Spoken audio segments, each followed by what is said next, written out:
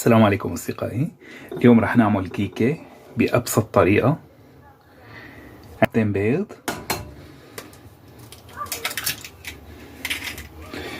طبعا كبار،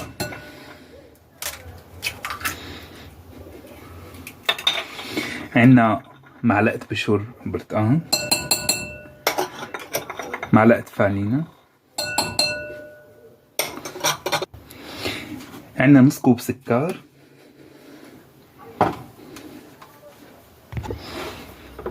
وعندنا 3/4 الكوب حليب،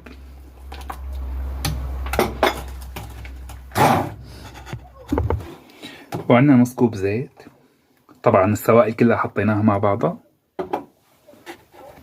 أصدقائي السوائل أنا كلها خفقتها مع بعضها، حطها مع جنب.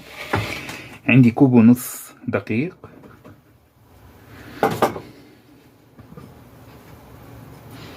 وعندي معلقة ونص بيكنج بودر،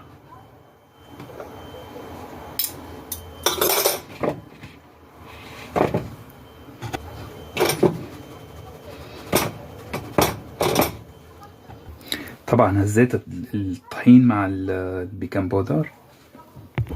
وهلأ بدي احط الدقيق بالتدريج.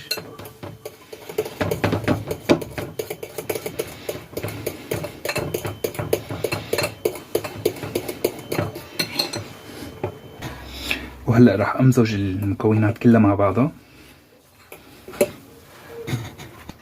أصدقائي أنا مزجت الخليط مع بعضه. عندي هالقالب مسحته بالزبدة ورشيت عليه طحين. هلا عندي الخليط راح اسكبه.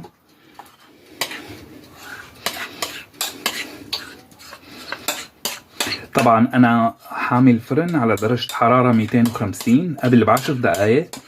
لازم يكون الفرن حامي.